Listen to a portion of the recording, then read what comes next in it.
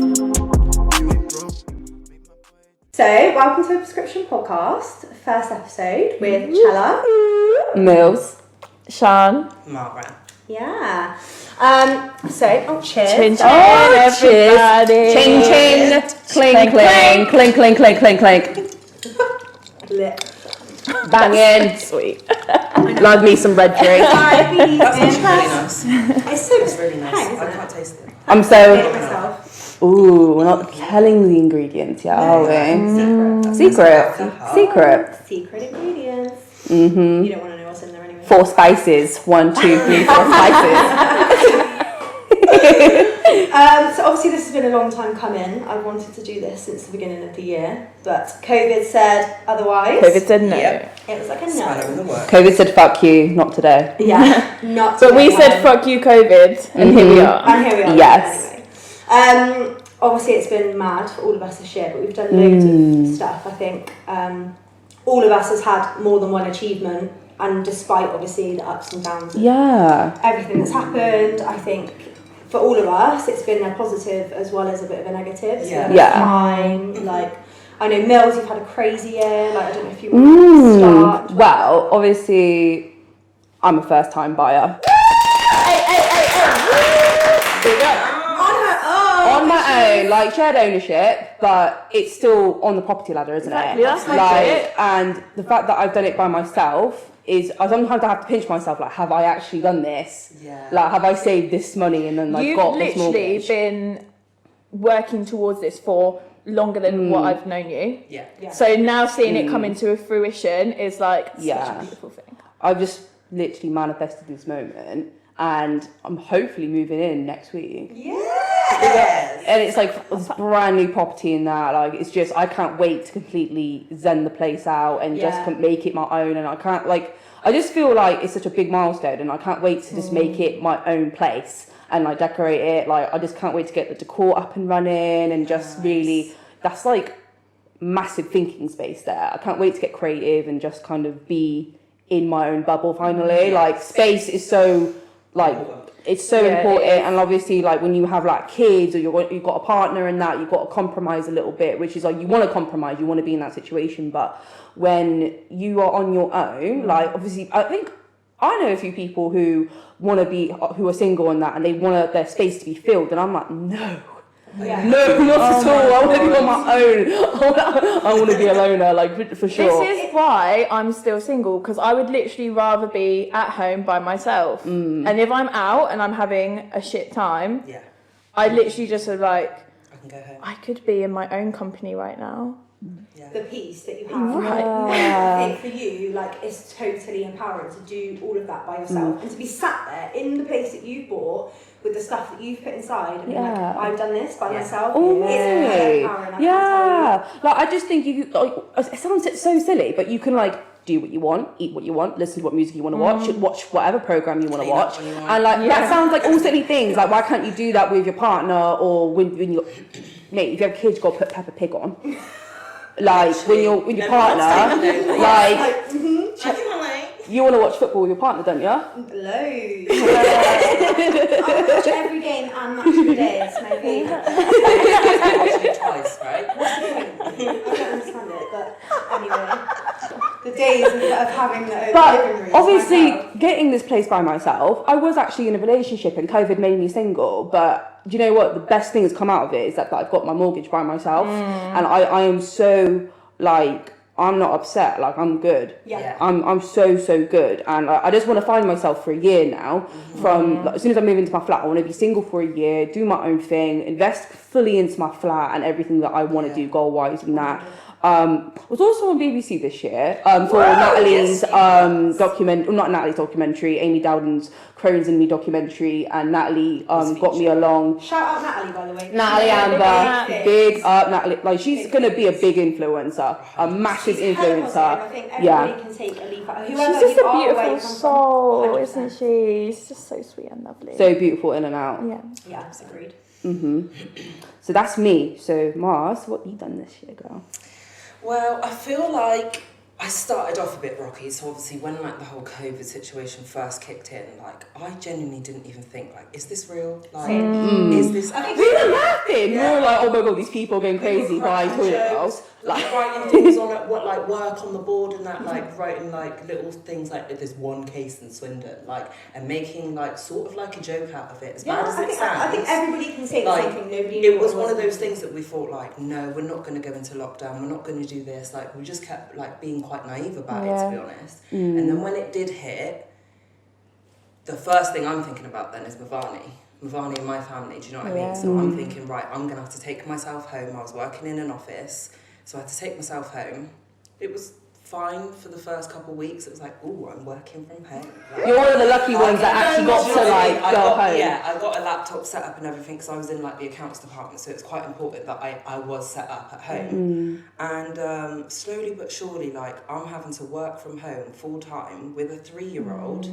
It was hard. It was so hard. And Mummy, yeah, can you come look at this, my toy, please? Like, can I use this? Can I press this? And he's wanting to press all the keys. He's wanting to use my mouse. He's wanting to, do you know what I mean, turn the computer screen on and off and stuff. Like, do you know what I mean, just making my day Which longer. sounds adorable, but I can imagine when it's full time. I'm like, I can't do this anymore. And sometimes I'd have to take breaks out and then I'd end up working really late. So eventually I just had to like turn around to my boss and say, like, I actually can't cope with this anymore. Like I had to, basically, I felt like I was throwing the towel in.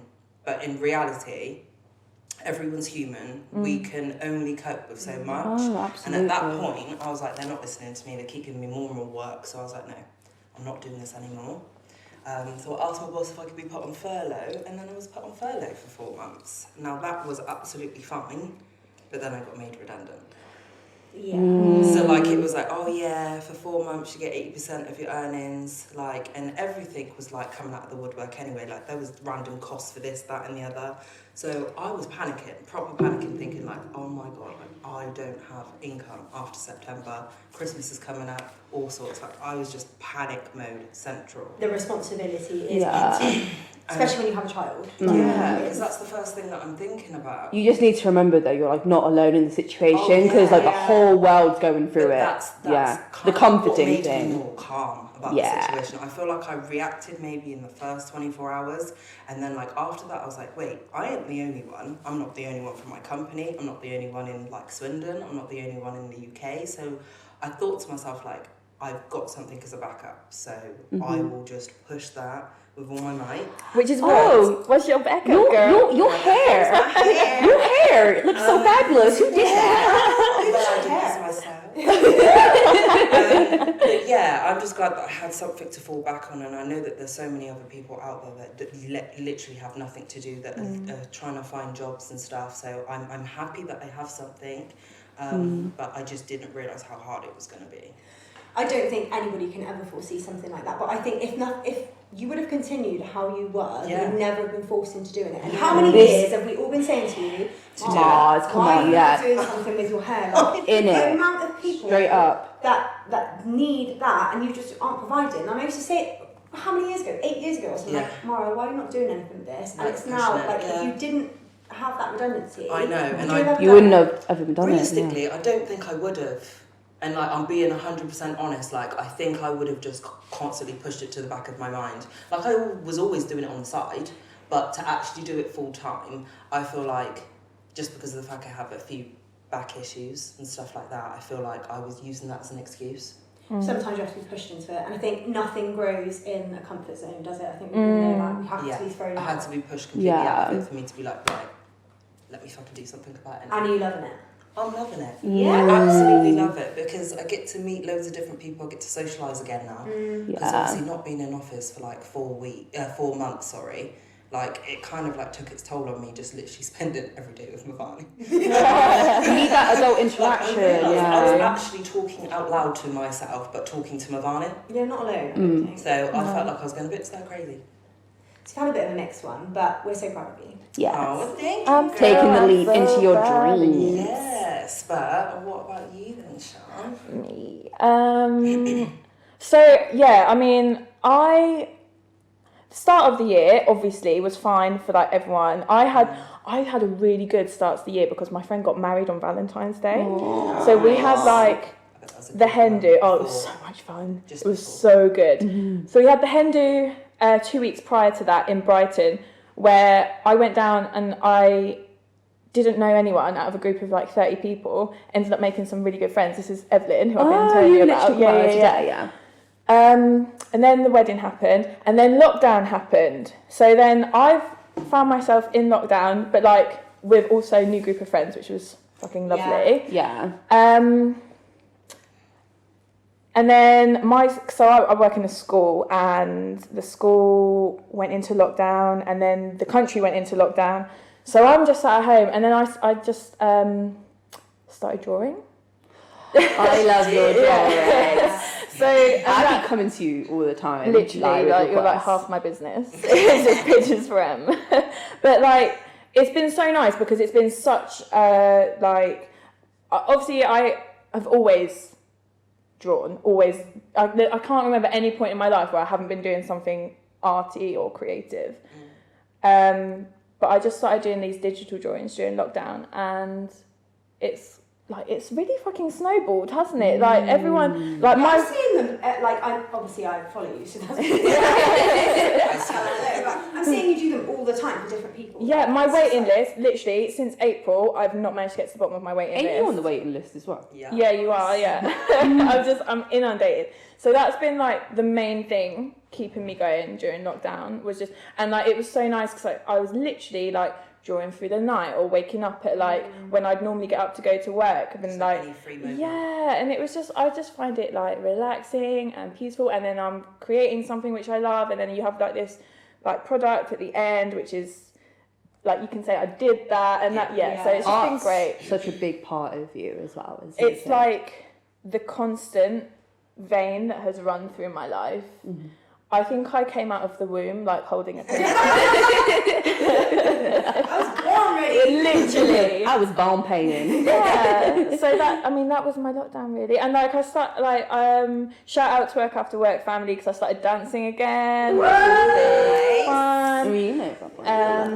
Yeah. So yeah, Twerk After Work. Everyone go follow Twerk After Work because they're fucking the best girls ever. Yeah, so lockdown's been alright for me. You've forgotten a key part of lockdown. Is it the kitten? The kitten! Oh my god, my sugar! Yeah, so I only got him like 2-3 weeks ago, but Keeping you company. My baby, Cute, literally, like I'm so proud of him. Like, he's got so great. Like you birthed him, literally. You birthed Sugar. I can only.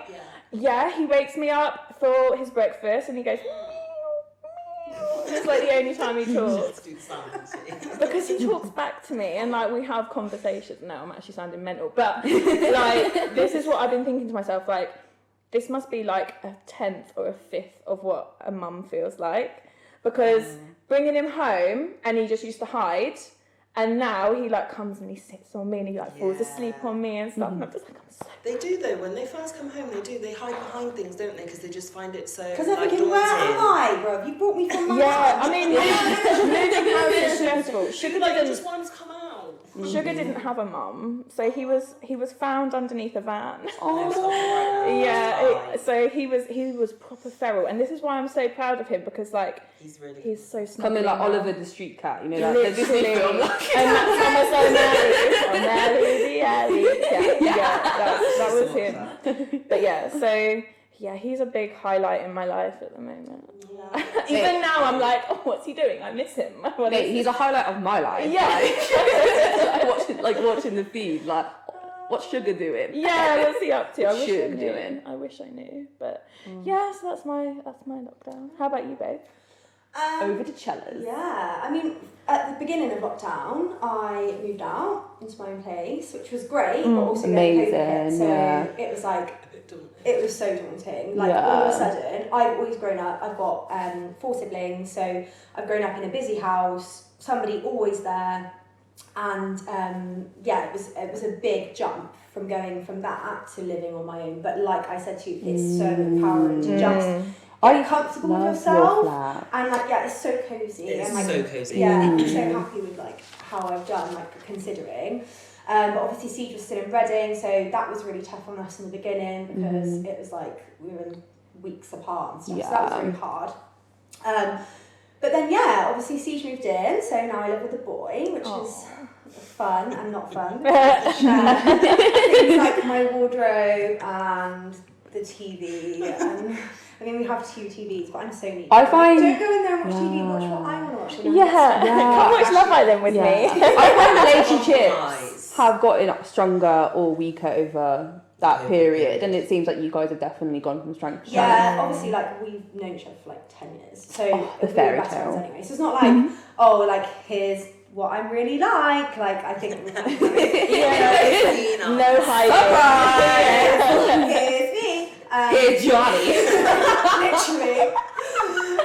Literally, we're assuming the worst states anyway. So it does. For me, it just felt really natural. And it's been really nice for us. So we've like been able to build our little home and stuff. So that's been really, really good. I started a new job in lockdown as well, which was again a huge challenge, but I'm loving it. Like I'm learning so many new things, and I've adapted to working from home really well actually. I think like being at home at first was such a novelty. I was like, because I used to work with rough sleepers, so I used to be out all the time. I'd never ever be behind my computer. I was just always with people. And then because I started this new job, I'm a lot more desk based now, and I'm working from home all the time, and I'm like, this is so lovely. Like my laptop out from the comfort of my own home. Like I actually really like it, but I mean, I just feel really happy. I feel really settled. Like, I think I've had so many years of feeling unsettled and just not really knowing what's next. And like, obviously, I think the benefit as well for me was I regained all of my friends and stuff at the beginning of lockdown. Like the same as you, Sean. I've got Vibe girls, so shout out to Vibe. If you don't follow Vibe. Where Chella always looking sexy. I literally love it. All the girls there are so nice, and I think that's what got me through lockdown as well. Like Kat would hold a live every Wednesday, and we'd do it, and we'd all like be in communication. I think that was nice. I did it a couple of times. Yeah, you did.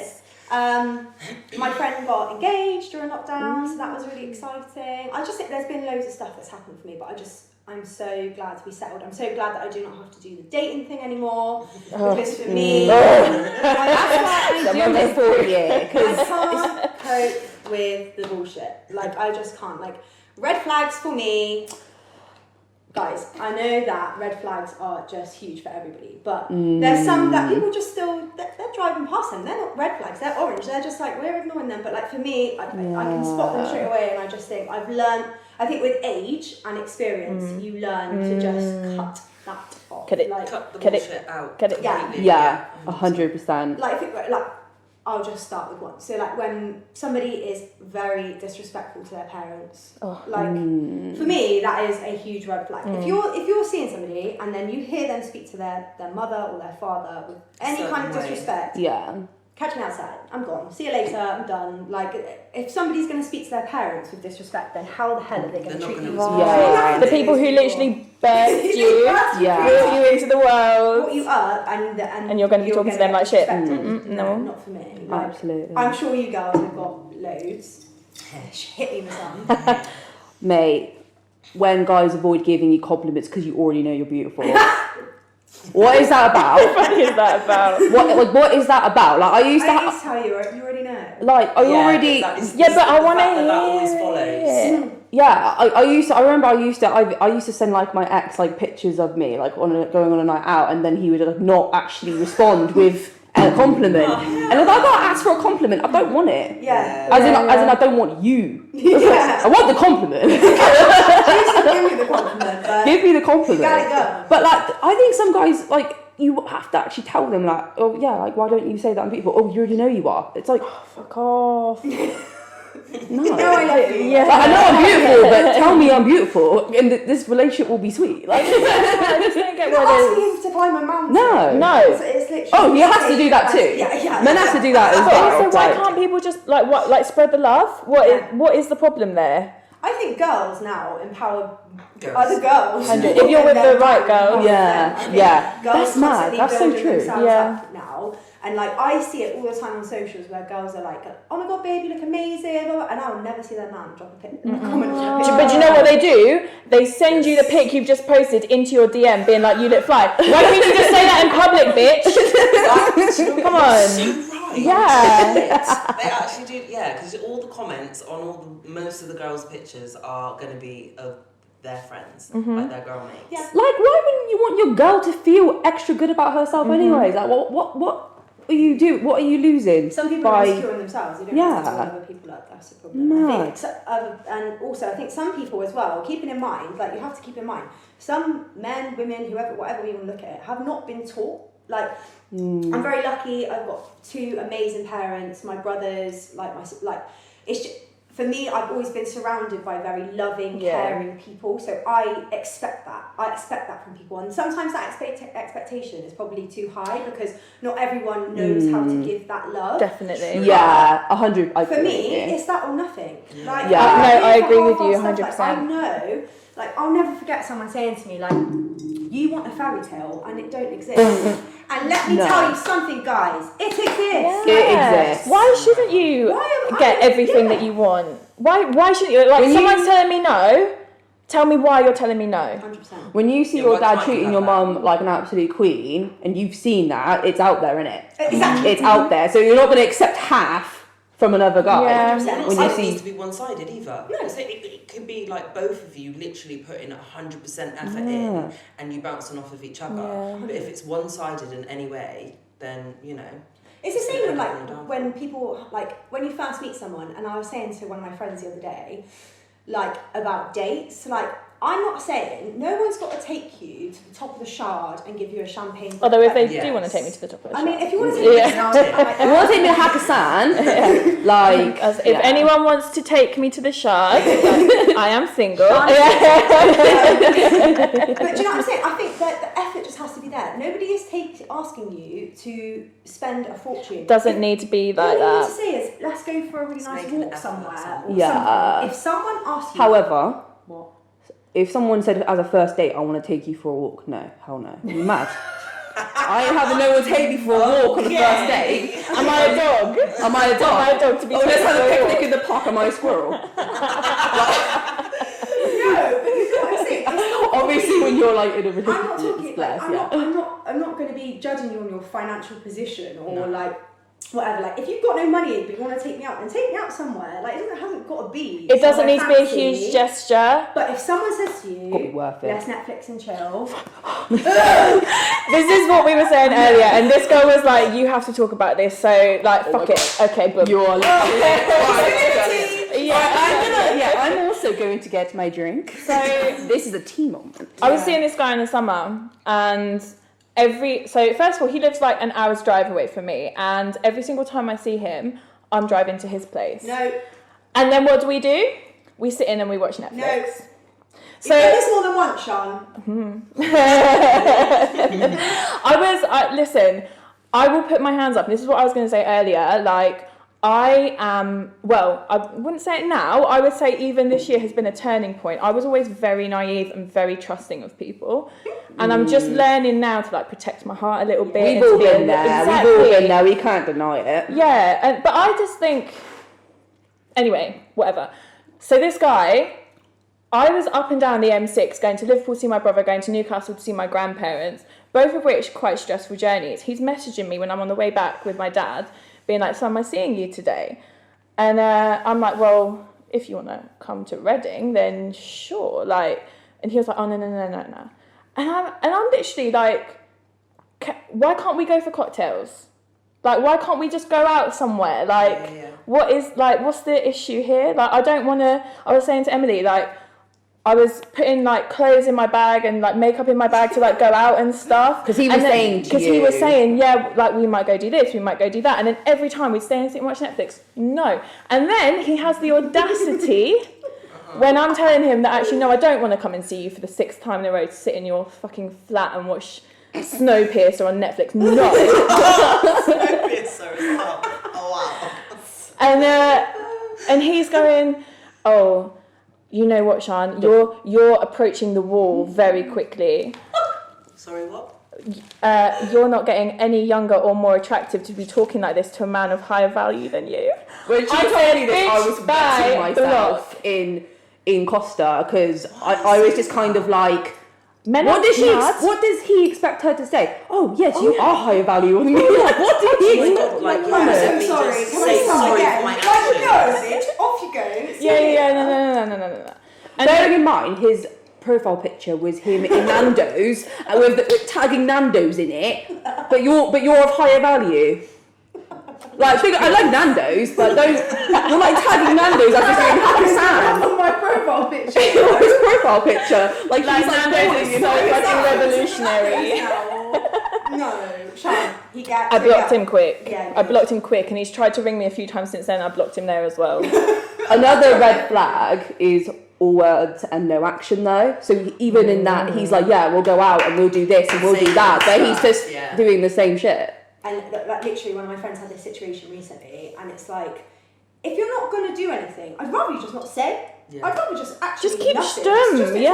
don't say. Don't raise You're the gonna come and see me expectations. and then not come, because that build for a girl. You imagine somebody says, right, Saturday I'm going to come and take you out. Cool. What do you do on Saturday, girls? You're not like getting ready, half an hour before. You have to tan the night before. You have to do I do anyway because I'm hasty as hell. But you have to do all that stuff in preparation, and then you've done all that. You're getting ready. You've done your face. You're ready to go. You may have done a bit of extra skincare. Yeah. It's a lot of effort. It's a lot of You may have effort. put on your outfit, and then half an hour before you say, not coming. No.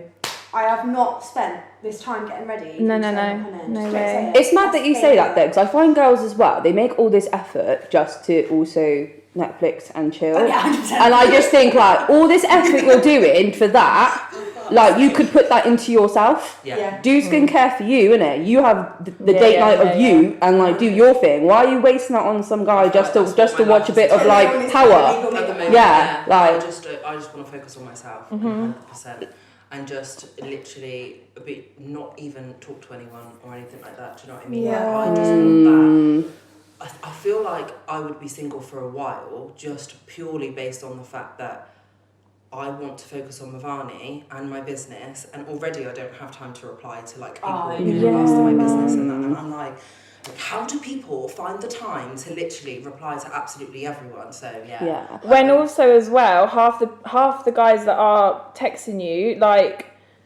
I can't be fucked anyway. Like, what are you actually bringing to the table? I'm sorry, but all the people are like, hi. How many times am I here? so How are it's you? them guys, them guys that also like delete, bye. them guys that really want to chat to you and they go like, oh, I want to give you the world. If you want to give me the world, give me £100 right now, innit? I'll give me £100 right now. Oh no, I can't do that. Oh well, you're not giving me the world. That's not even part of the world. That's not even. I hear what you're saying. No, I know what you mean. Give them an example. When they ask you for money. What? It's over 30 years old. Asking for money. Broke boy. Yeah, there was a situation with one of my friends before. This guy followed her on Instagram. Oh God. He was chatting to her a bit. She was chatting back, but nothing like too crazy. Just like, how are you, blah blah blah. And then he asked her to pay one of his bills. That's the For a worst. couple of days, and she was like, "Oh, there's something wrong with my account. Would you mind?" Yeah, paying for my bill?" all of that And and she the was rest. like, no. Pull the other one. I think this is. A guy can't even budget his life for food, weed, but like, bills, like they need to work on themselves before even talking to a girl in it, because like what kind of pride do you have? Obviously none. To be doing that in it. Like it's just not a thing at all. If some guy ever messaged me, not that this has ever happened, but if some guy messaged me asking for weed, first of all, they're not addicted to weed. They're addicted to crack, Is it because crack you won't be on smoking? crack if you're asking me for money. Like, weed. for weed. You're on crack, you ain't on weed. Don't smoke. And ask me for the money for your smoke.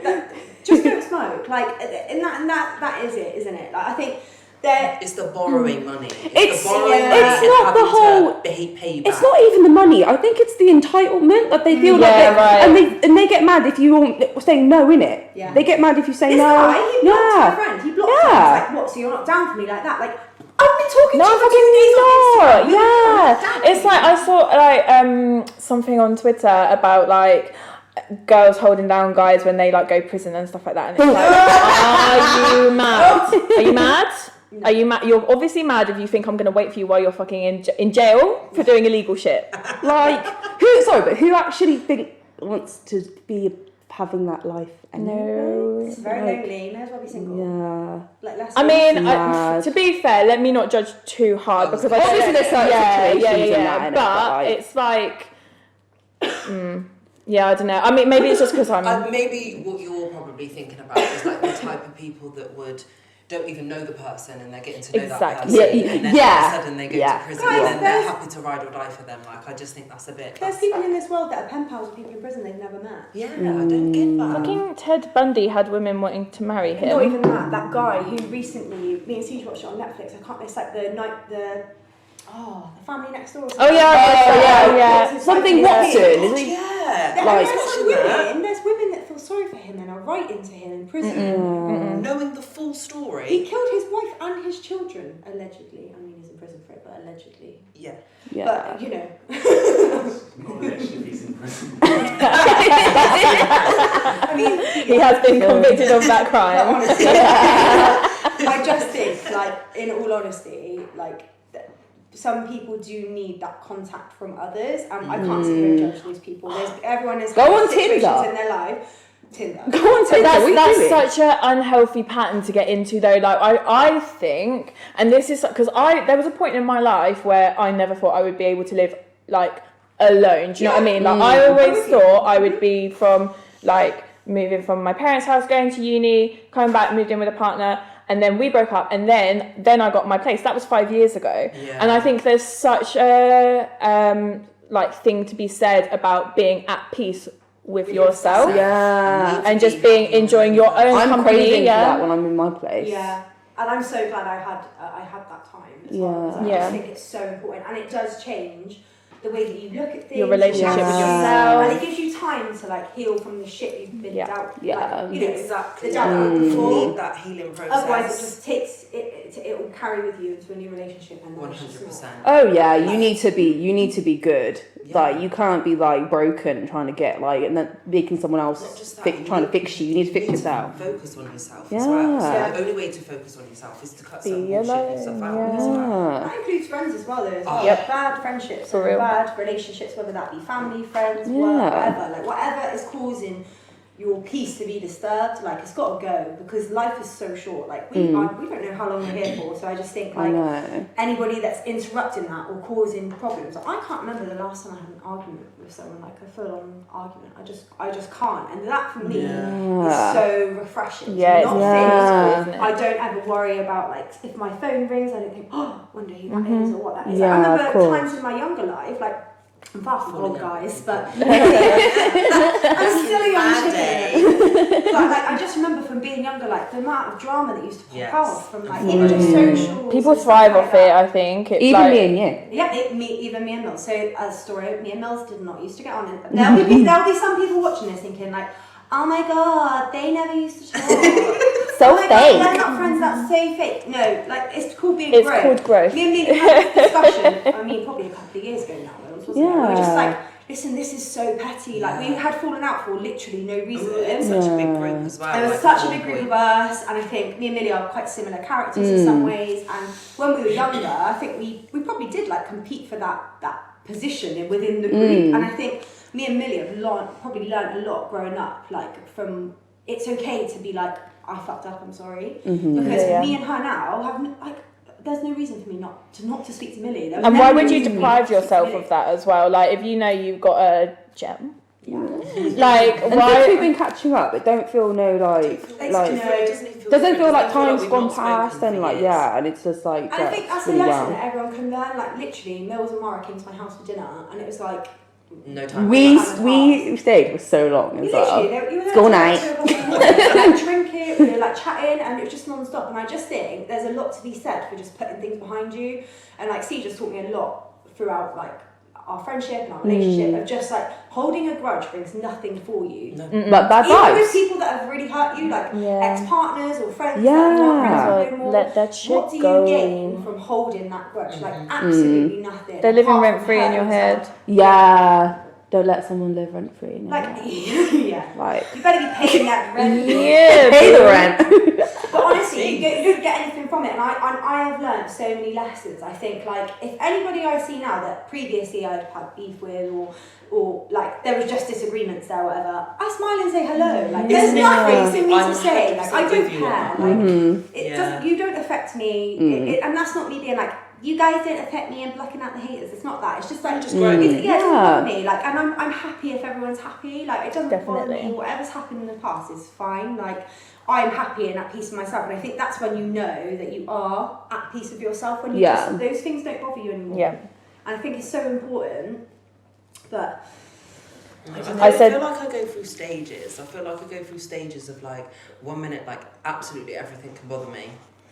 And then other times, like, I'm just like something major has happened and I'm just so chill about it. I know. So I do feel like I'm a bit, like, just the whole COVID situation has made me very up and down in that aspect. Yeah.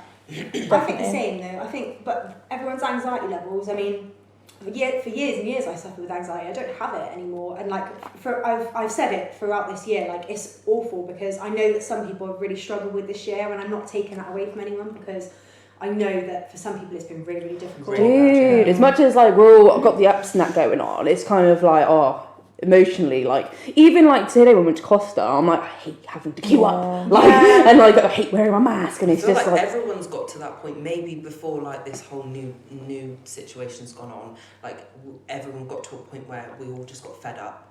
Like, to a certain extent. Yeah. We might not have, like, you know, let go of everything, but I've just got to a point where I was just like fed up. Like, it's so many things. The queues were too long and stuff like that. I don't feel like myself at the moment. Like, I'm all good and everything, but you know, you just don't feel like, it feels like Groundhog Day.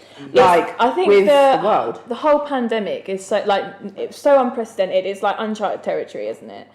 For me personally, like we all said, you know, I think lockdown has been good because it's allowed that space to like reconnect with yourself or what you like doing or blah, blah, this and the next. But for me personally, I have not let myself think about wider implications of COVID because that's when I get stressed. Yeah. That's when I get anxious. And I think like the conversations I've had, it's just like, will things ever go back to how they were? Like, remember being in a club? Like, remember I'm hugging. Not one for being like, remember fun. Out, but like, I love dancing. Everyone knows I love dancing. Yeah, we just like to, and that's shake what we your all thing, do as well. girl. Yeah, and going out now is just so dull. Oh my god! And I love my friends. Not worth going. And it's lovely having a meal and drinks. Like, and we're seeing somebody, like, so you bump into someone you haven't seen for years on a separate table, you can't even go over and say hello. I know, it's like have an It's elbow. mad to me. Like, the reason people go out is to be social, is to dance. I can't dance, I can't be social. So for me, I'm staying in. Exactly, what's the point? Save that pay. I literally said it to Millie the other day. I was like, what happens if, like, just moving forward now, it is the norm not for us to have clubs and pubs. Like, like it would just be the norm. Like, it would just be normal for us to just go out and be like, oh, what we're going to do today, we're just going to do this, this and this. And it will be normal for clubs and pubs not to even be mentioned. And it will be like a thing that we're all going to say and be like, yeah, so back in my day, we... seriously though, remember clubbing? Like, 50 years time, remember festivals? Yeah, we had clubs and pubs and they're like, what are those? I've noticed everyone's doing the whole like festivals for birthdays now. Like, I loved Himps Fest, and I've seen Jamal did. Was it Jamal Fest? Jam Fest. Yeah, Jam Fest. That was so sick. Like, I think that's what it's definitely brought me closer to the people that I'm closest to, because those events are smaller. Yes. They are more intimate. It's nice. Yeah, I like to it. pick the right people. Yeah, you have to, and you have excuses. Hey, sorry, you can't come. I'm really lost. Like, there's sorry. People. But yeah, like, I just think people have been more creative, and it's definitely sparked creativity on so many people. Well, look at us here today. Yeah, I know. Exactly. This would, realistically, Your this little wouldn't baby. happen as soon, would it? I don't think. Well, to be fair, I've been planning this for like since the end of last year, beginning of this year. And as like I spoke to Mitch about having the studio and stuff, shout out Men's Music, like it then hit, like COVID hit, and I was like, shit, like I don't know what to do now. Like I don't want to do this by myself. Like, I know that Instagram lives were a big thing, when lockdown first started happening. Everyone was Tory like, Lanez and like. We don't talk about him anymore. We don't talk about him. He's cancelled. Is he though? I mean, me and Steve talk about this all the time, but cancel culture, like, is he cancelled? Because if Tory Lanez comes on, it's a bang still. I'm still listening. Like, I think it's and we depending don't on. know the truth. He's not been convicted yet. So I think it's with certain people, innit? Because, like, for example, something like R. Kelly, Yes. completely cancelled. Completely cancelled. But for why me. has he got so many bangers? This is what I hate. When an old song comes on, I'm like, oh god. I can't help but bop to a Chris Brown song, but I fucking hate Chris Brown. I do think with cancel culture, you do have to tread carefully because obviously some situations can get taken completely out of hand, and then like people actually can feel like suicidal on that. So you don't ever want to go to you don't really want to be full on like proper cancel, but like there's just certain things you can do if you don't like something or if you don't like someone, just don't say nothing. Exactly, mind your business. But equally, I think it is important. Like there is certain things. Yeah, totally. But then things. equally, it's important to give people that space to grow. Yeah. Because if you don't ever give anyone space to grow or learn new things or give them the opportunity to say, okay, I'm wrong about that, let me educate myself. Yeah. That's the difference, and I think that's the difference between Chris Brown and R. Kelly. Because Right. Chris Brown, I'm not condoning what he did, and let's not forget. We know that happened. Right? Yeah. But I think there's a lot to be said for him to come out saying, I did that and I messed Yeah, up. Where yeah, R. Kelly is living in this world where he's like, doesn't do anything wrong. And what he's crying real big man tears about being convicted of disgusting crimes. And there's videos, bro. Like how too are we ignoring many that kind of things. stuff? Like, and he's still out here, and he's still being played. Like, I know, like, his YouTube is still active. But then Wiley says one comment about something, and he gets shut down. Dude, such double standards as well with that whole Wiley situation. R. Kelly can literally Allegedly, plead his case like he's bloody like innocent as hell. As if there's a case to plead. Yeah. Money buys you freedom, guys. Like, I can't say it enough. Like, yeah, I could go on and on and on about this. I just feel like they were able to get away with it for so long, but then He was hiding in plain sight. Yeah. But because they get comfortable, don't they? They're able to get away with it for so long. They get so comfortable. They get cocky and arrogant. For sure. Like literally, like trying to scream at the top of his voice, like, "Oh, like, how could I do this?" Like and things like that. Like, are you okay? We know you definitely did. Your family and friends are all on those. And now that we're listening to your lyrics, I definitely think you did. Do you know what I mean? Yeah, and no matter what anyone says, like there's some things, like I know that we can say allegedly about a lot of things. He's not been proven guilty for things, but he married Aaliyah at 15 or 14 or whatever it was, and that is proven. What is so mad about that is I knew that as a child, but didn't think there was anything wrong with it because the media was saying it was almost okay. So I never looked at that. If everyone's co-signing it, we were singing that like everyday number. And R. Kelly wrote it for fuck's sake. I know, but fuck that guy. We learn things. I mean, cancel culture. Twitter has got a lot to be said for cancel culture. I think gaslighting some people in terms of like, I know over the summer when lockdown was happening and the lists and stuff came out, like that is a very dangerous game because when lists and stuff go out like that about people in terms of like sexual assault, I'm all for girls having their moment and really having justice, but we have to be very careful with lists like that because they aren't proven. And who's made that list? Is it somebody who's just had where the hell did it come from? Do you know what? I've heard about the list. I've never actually seen the list. No, but I was surprised a couple people were on there. there. A list of names of people that had been involved in this. Like I didn't even like looking at it. Personally, to me. So I thought to myself, what if I recognise someone? Like I know. You never think of that person again the same. You just don't. It's like it's so like we as human beings are naturally judgmental. As much as you try not to be. When you hear something or you see something about someone, when you see that person again, although if you don't know if it's true or not true, you still think about that. You do. You have that impression in your head. It's funny how the listen that gets started because as a photographer and used to be a model, there sometimes in photography there is a lot of like things like that happen on shoots and that as well. And I've seen lists of and there's a couple of names I've seen on lists where because I know a lot of photographers and that I've seen a couple of names on the list and I'm like I know that what that person is actually like that because tried me on a shoot, innit? Sure. But then and then there's other names that I saw that they never tried it with me, but they were on the list, and I was like, oh. And what you said, it's almost like, then you're like, oh, did they do that? But then I know they've got that experience, and it's just it's like, Lippy though, like Lippy was on that list, and he'd said, like, he'd come out on Twitter and said, like, I want to know why someone's put me on that list. I'll hold my hands up to anything I've done. And it was like, it was a situation or something, I don't want to quote it too hard, but something in terms of, like, somebody was saying they were pregnant with his child, and he was basically saying, like, no, I'm not. Like, and he was getting a bit nasty with her on message to say, like, I need proof of this. And then she put him on the list as being a sexual assault. Yeah, like, that's mad. What do you mean? That's mad. He's not sexually assaulted you. He's obviously, there's something that's happened.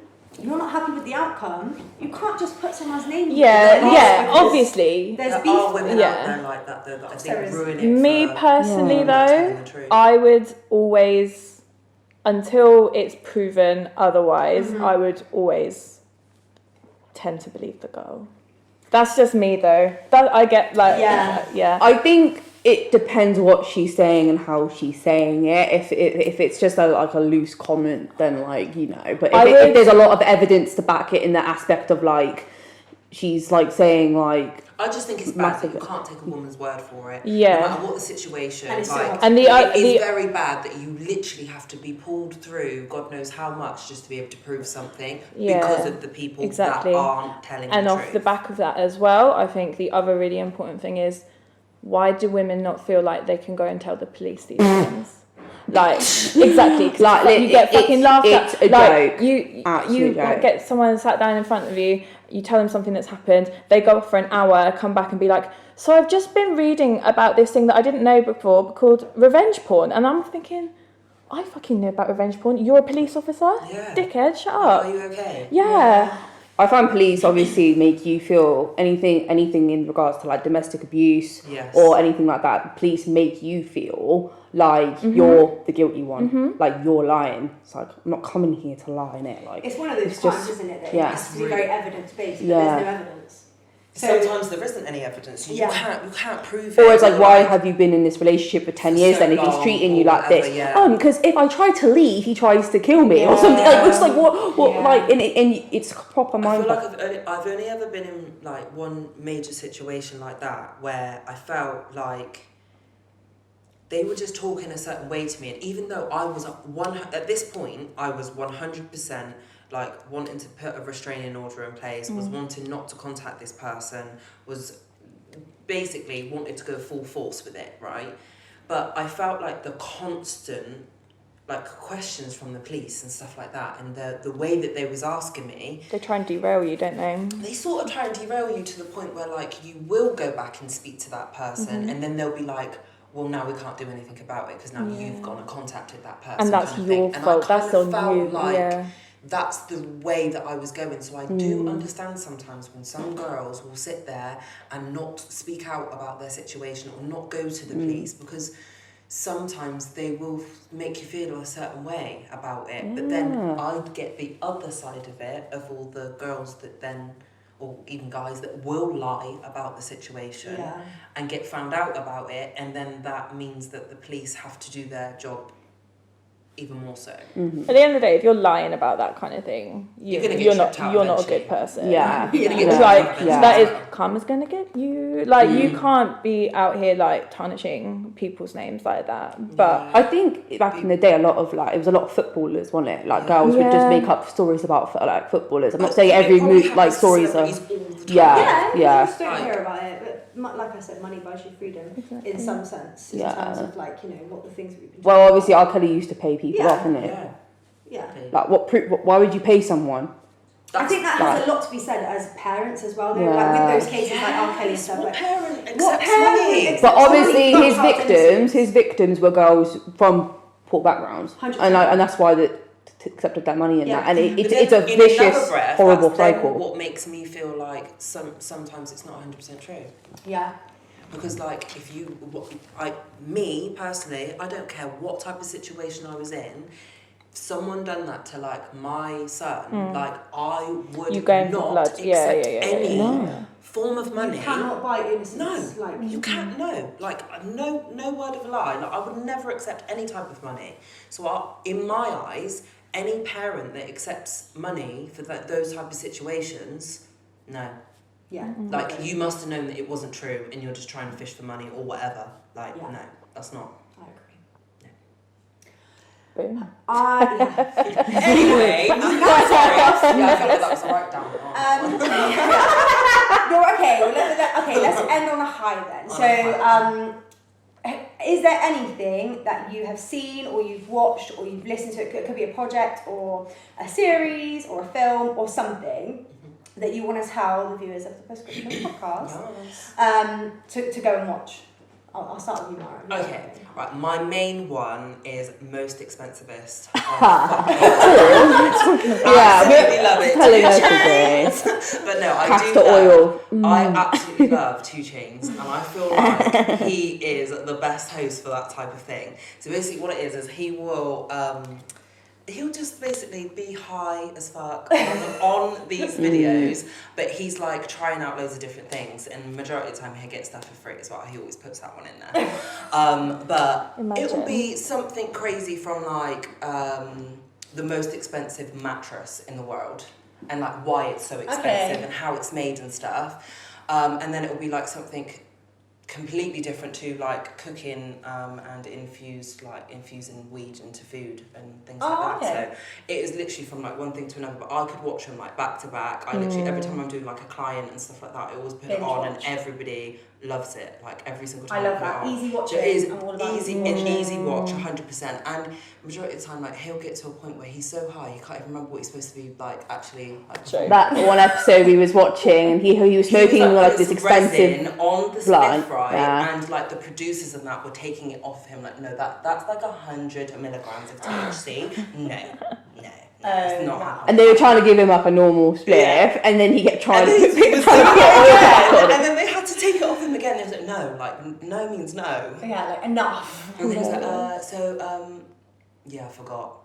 Like, yeah. And then he'd have to like redo it again. But yeah, that is one watch for me. How can we watch it?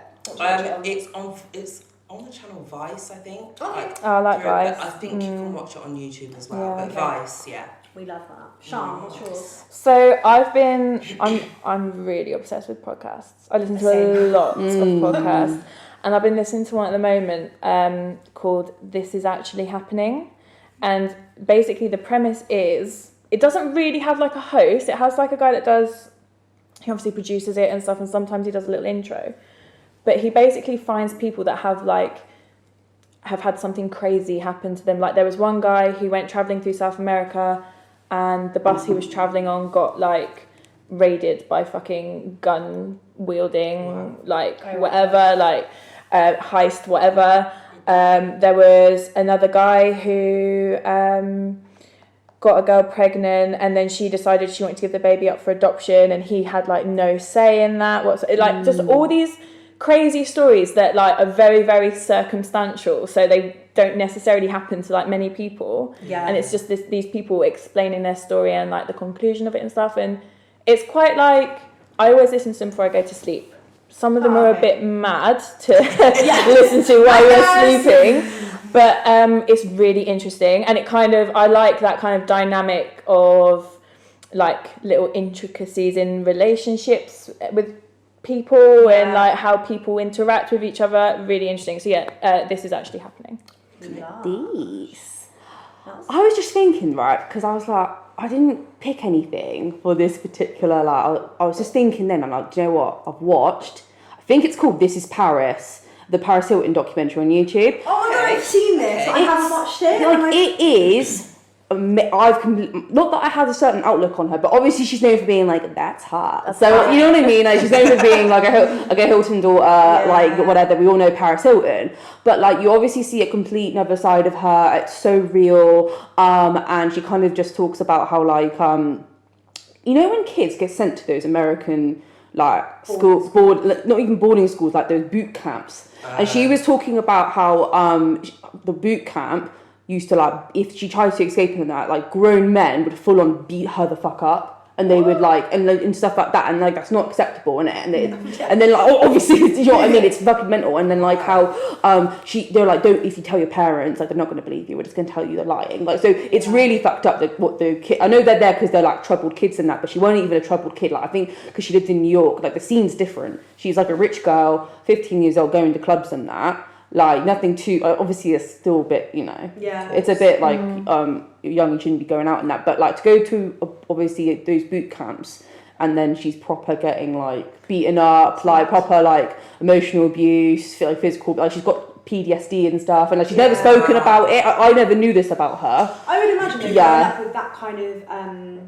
like status must be so difficult. As a kid growing up, like so many child stars are so tapped now because they've had experiences, whether that be like abuse or it is really sad. And then when you obviously hear this experience of hers and then like and then you're like, oh, she went through this, we never knew, like, and then you just see this like really vulnerable side to her in regarding her relationship, understanding as to why her actions like in regarding her relationship. That she's a very smart woman, extremely smart, extremely smart, and she talks about love and one of her boyfriends. So before she's going to go on tomorrow, like this is red flags, by the way, just a heads up. Before, like she obviously is a DJ and she was going to do, is it Tomorrowland, that festival? And like her boyfriend was just being like an absolute dick. Just before then, she was like, take his fucking wristband off. He's fucking kicked out. Like I'm not having this shit just before my fucking like gig. Like how fucking that's he's trying to like mess her up before her show, innit?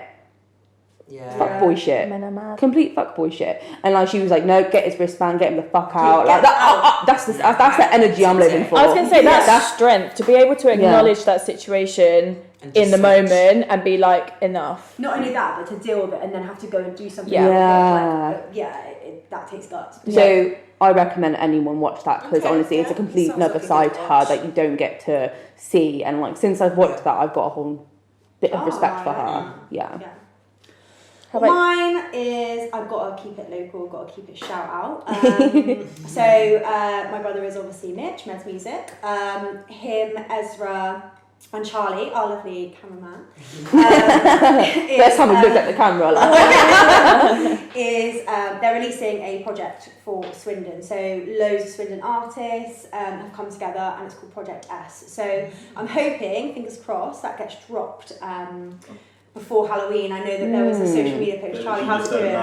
Yeah. The group chat the same. We might drop it tonight. Oh, so by the time this is released, you can go and check it out. Project S on Meds Music. It will be on the YouTube, on the Instagram. So yeah. Nice. Thanks, girls. Thanks for joining me. That was nice. Big up the first podcast. Yes. Big up. Cling. So join us next month for your next episode. For your prescription fix. Yes. Yes. Pick up your prescription.